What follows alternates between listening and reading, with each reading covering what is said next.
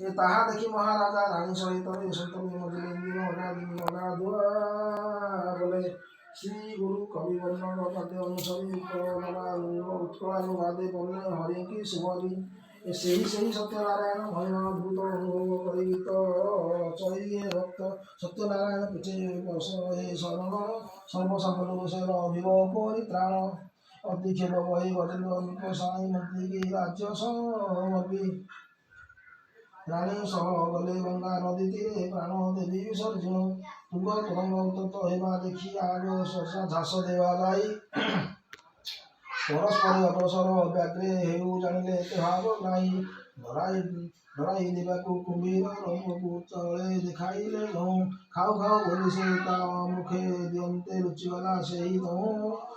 ଲହରୀ ଦୁହିଁକି ନଛଡ଼ାଇ ଠେଲି କୂଳେ ଫିଙ୍ଗିଲା ତ୍ରିବାହ ମନ ଦୁଃଖ ମହା କାରଣେ କମିଲେ ବ୍ୟାଘ୍ରକୁ ବ୍ୟାଘ୍ର ଆହାରେ ମନ ଦୁଃଖେ ମହା କାରଣେ କମିଲେ ହେବାକୁ ବ୍ୟାଘ୍ର ଆହାରେ